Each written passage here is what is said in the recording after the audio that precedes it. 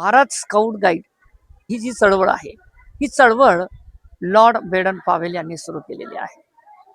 आणि आज श्री सिद्धेश्वर विद्यालय कोलारा येथे आपण ते बघायला मिळालेले आहे चळवळ. कशा पद्धतीनं या शाळेमध्ये ही चळवळ राबवली जाते आणि विद्यार्थ्यांकडून कशी या ठिकाणी त्याला शिकवण सुद्धा दिल्या जाते, की नेमकं भारत स्काउट गाईड हे हा विषय काय आहे. सरांकडनं आपण जाणून घेतोय. सर, आपलं नाव? मी सागर शंकर भालेराव. अच्छा, या ठिकाणी हे भारत स्काउट जी चळवळ आहे त्याबद्दल आपण काय सांगा? लॉर्ड बेटन पावेल यांनी इंग्लंड येथे 1907 रोजी ही चळवळ सुरू केली होती. अच्छा. भारतामध्ये 1909 रोजी ती सुरू करण्यात आली. त्याला आपण BSG या नावाने ओळखतो, भारत स्काउट गाईड. आपल्या विद्यालयामध्ये सुद्धा विद्यार्थ्यांच्या सर्वांगीण विकासासाठी ही चळवळ राबवल्या जाते. यामध्ये आपण विद्यार्थ्यांचा सर्वांगीण विकास होण्यासाठी, त्यांचा शारीरिक विकास होण्यासाठी विविध उपक्रम यामध्ये राबवतो. स्काउट गाईड मार्फत जे काही प्रशिक्षण होतात, त्या प्रशिक्षणाला विद्यार्थी उपस्थित राहतात, काही शिक्षक सुद्धा उपस्थित राहतात आणि त्यांच्या नियमानुसार आपण आपल्या विद्यालयामध्ये विविध उपक्रमाद्वारे ही चळवळ राबवतो. अच्छा, बरं, स्काउट गाईडचा परेड वगैरे असं काही होतं इथे काही? हो, स्काउट गाईडचा परेड आपण आपल्या दैनंदिन वेळापत्रकामध्ये ठेवलेला आहे. आणि जे जे मेळावे वगैरे या ठिकाणी होत आहेत, त्या शिबिरामध्ये आपण सहभाग नोंदवता येईल? हो, प्रत्येक शिबिरामध्ये आपला सहभाग, विद्यालयाचा सहभाग नोंदवला जातो. म्हणजे तिथे एखादा शेकोटी कार्यक्रम असेल, तिथे सांस्कृतिक कार्यक्रम असेल, वेगवेगळे क्रीडाचे खेळ असतील, ती कवायत वगैरे त्याच्यामध्ये भाग नोंदवता येईल? हो, त्यामध्ये सुद्धा भाग नोंदवला जातो. काही शिक्षकांचे प्रशिक्षण झालेले, त्यांना सर्टिफिकेट मिळालेले आहेत. अच्छा. विद्यार्थ्यांना सुद्धा लवकरच सर्टिफिकेट मिळतील. अच्छा. मित्रांनो, अशा प्रकारचं या ठिकाणी भारत स्काउट गाईडची ही जी चळवळ आहे, ती चळवळ येथे राबवली जाते. कारण आपण बघतोय हे सर्व विद्यार्थी आहेत. सर, या ठिकाणी ही जी चळवळ या ठिकाणी राबवली जात आहे, ती खरोखर या ठिकाणी चांगली आहे? हो, एकदम चांगली आहे. शासनाच्या नियमानुसार किंवा आलेल्या परिपत्रकानुसार सगळे कार्यक्रम शाळेमध्ये आम्ही फॉलो घेतो आणि सगळे विद्यार्थी आनंदाने त्याच्यामध्ये सहभाग घेतात. या उपक्रमामुळे विद्यार्थ्यांमध्ये एक नवचैतन्य निर्माण होते आणि त्यांच्या कलागुणांना वाव मिळतो. सर, या ठिकाणी हे जे क्रीडांगणाचे खेळ आहे, आता या ठिकाणी दुर्मिळ झालेला आहे. आता तुमचं भलं मोठं या ठिकाणी मैदान, या ठिकाणी क्रीडांगण या ठिकाणी दिसतंय.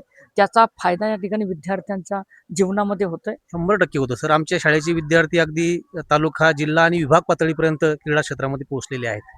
अनेक विद्यार्थ्यांना त्याचे सर्टिफिकेट मिळालेत.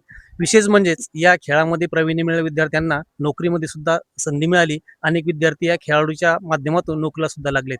काही पोलीस झालेत, काही आर्मीमध्ये. त्यांना या खेळाचा निश्चितच फायदा झाला आहे. मित्रांनो, आपण बघतोय की बऱ्याच शाळेमध्ये आपण गेलेलो आहेत, परंतु एवढं मोठं ग्राउंड या ठिकाणी आपल्याला बघायला मिळालेलं नाही. आणि इथे सुद्धा या ठिकाणी चांगल्या पद्धतीचं ग्राउंडमध्ये सुद्धा या ठिकाणी सुविधा उपलब्ध आहे, की झाडे लावा झाडे जगवा हा एक संदेश जो आहे, तो संदेश या ठिकाणी सरांनी सुद्धा या ठिकाणी इथे अवलंबलेला दिसतोय. त्याच्यानंतर ग्राउंडची जी साफसफाई आहे, स्वच्छता आहे, स्वच्छता सुद्धा चांगली सुंदर या ठिकाणी दिसालेली आहे. कारण आपण मनाने जे स्वच्छ जर असलो, कारण की आपलं मन जर स्वच्छ जर असलं, तर हा परिसर या ठिकाणी स्वच्छ व्हायला या ठिकाणी उशीर लागत नाही. कारण की आपल्यापासून आपण सुरुवात करावी, हा एक प्रयत्न या ठिकाणी इथला गुरुजन वर्गांचा आहे. नाव बेटा? चेतन मस्के. चेतन म्हस्के. अच्छा, किती वर्गाला जातोय? 9वी. 9व्या. या ठिकाणी आता सध्या कोणता परिपाठ वगैरे चालू आहे तुझा? आता आमचा पाठचा होता सुरू आहे नात्यांची घट्टी मराठीचा. अच्छा, बरं, सर मॅडम वगैरे कसे शिकवतायत? सर मॅडम सर्व चांगली शिकवतात, समजून सांगतात. कोणाला अडचण असेल तर विचारल्यावर ते समजून सांगतात. अच्छा, बरं, तुझ्या सुप्त गुणामध्ये या ठिकाणी वाव देण्यासाठी या ठिकाणी शाळा काय कार्य करते? सांस्कृतिक कार्यक्रम घेतले जातात. अच्छा, बरं, सांस्कृतिक कार्यक्रमामध्ये मागच्या वेळेला या ठिकाणी कशा पद्धतीने या ठिकाणी भाग घेतला होता तू? मी नव्हता घेतला बघ. अच्छा, तू नव्हता घेतला. बरं, भाषण वगैरे इथे काही असं मुलांच्या जे ऍक्टिव्हिटीज आहेत, ज्याला स्टेज डेअरिंग म्हणतायत, ते या ठिकाणी होते? हो. सर्व वर्गांमध्ये शिक्षक प्रत्येकाचा नंबर ठरवून दिलेला असतो. विद्यार्थी म्हणजे त्यावेळेस या ठिकाणी एका चान्स या ठिकाणी मिळतोय? हा. अच्छा, बरं, गणेश उत्सवादरम्यान या ठिकाणी आपण सहभाग या ठिकाणी नोंदवता गणेश उत्सवामध्ये? हो. गणेशोत्सवामध्ये शाळेमध्ये गणपती बसवला जातो आणि रोज एकेका वर्गाचा नंबर असतो आणि ते रोज आरती घेतात एका दिवशी. बरं, देखावे वगैरे काही होतात मिरवणुकीच्या माध्यमातून काही? हा, होतात. अच्छा, त्याच्यामधून सुद्धा या ठिकाणी काही खेळ वगैरे होत असतील? हा, वार्षिक खेळ, स्नेहसंमेलन, क्रीडा महोत्सव होतो. आता म्हणजे क्रीडामध्ये या ठिकाणी आवड आहे तुला? हो. पण कशामध्ये आवड आहे? क्रिकेट. क्रिकेट. मित्रांनो, असे सुद्धा या ठिकाणी विद्यार्थी असतात, परंतु कुठेतरी या ठिकाणी मैदानी जे खेळ आहे ते खेळ या ठिकाणी कमी पडताना दिसत आहेत. कारण की आज या ठिकाणी मोबाईल या ठिकाणी जास्त विद्यार्थ्यांना आवडतोय. हा मोबाईल सुद्धा त्याचा स्क्रीन टाइम जो आहे तो या ठिकाणी कमी झाला पाहिजे. जेवढा आहे तेवढाच या ठिकाणी मोबाईलचा उपयोग या ठिकाणी करायचा आणि जे पाहायचं तेच पाहायचं.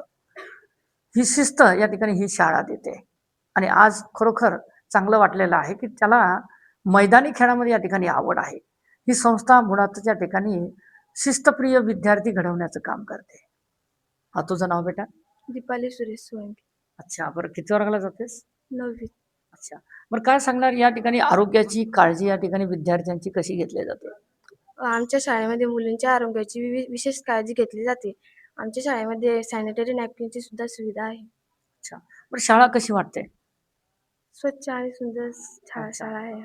बरं शाळेच्या शिक्षक गुरुजन वर्गांबद्दल या ठिकाणी काय सांगणार? कशी शिकवतायत? चांगले शिकवतात, चांगले शिकवतात. समजून सांगतात सर्वांना. अच्छा, बरं कोणत्या दिशेने वाटचाल करण्याची इच्छा आहे उद्याला तुला? मला PSI व्हायचं. मित्रांनो, हे आहे ग्रामीण भागातील विद्यार्थ्यांचे स्वप्न.